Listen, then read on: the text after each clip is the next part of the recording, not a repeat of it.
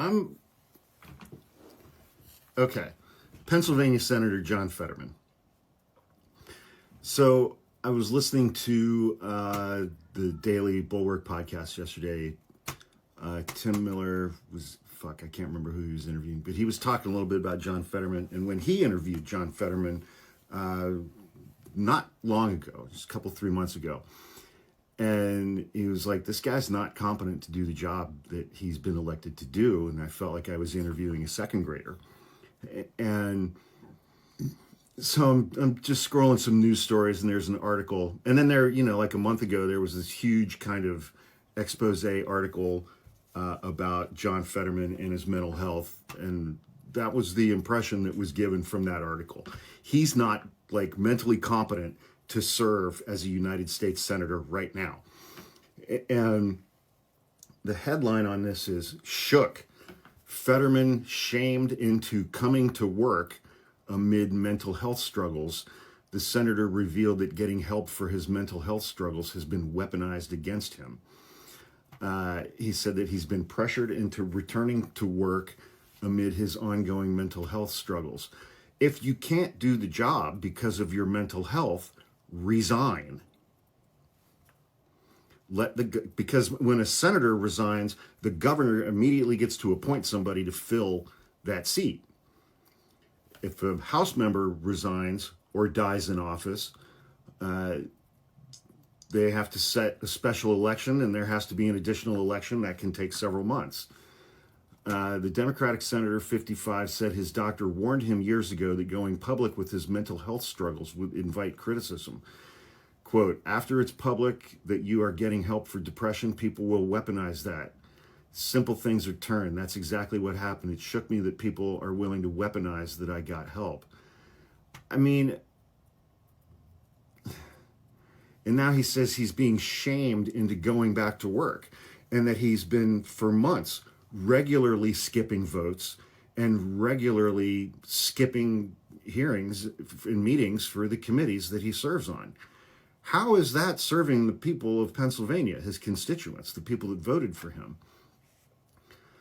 Amid reporting on his absence from the Senate, Fetterman has begun showing up to more committee meetings and hearings again. Fetterman attended a hearing for committee he chairs with the OpenAI chief Sam Altman on May 8th after failing to appear for that committee all year.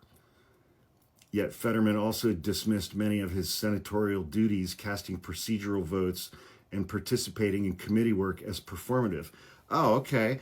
Well, are you not going because you're struggling with your mental health, or are you not going because you think your job is a waste of time? What the...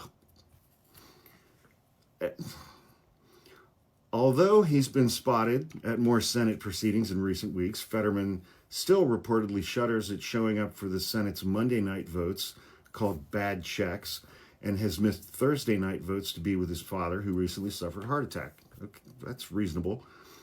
The votes I missed were overwhelming procedural. They're called bed check votes. Okay, in the previous paragraph it says bad check. Bed check probably makes more sense. I had to make a decision, getting here and sticking my thumb in the door for 3 seconds for a procedural vote, or spend Monday night as a dad-daughter date? Fetterman has also avoided hosting town halls with his constituents over fears of potentially being accosted by protesters. Yeah, AIPAC gives him gifts. And the last time Benjamin Netanyahu was in town, he gave Senator Fetterman like a gold-plated pager, the same kind of pager that the Israeli military or Israeli intelligence had used to blow up a few thousand members of Hezbollah. So, here's the thing. I haven't seen anyone in either party ridicule him for his mental health issues. I've not seen anyone in either party ridicule or mock him because he is seeking treatment for depression and publicly disclosed that.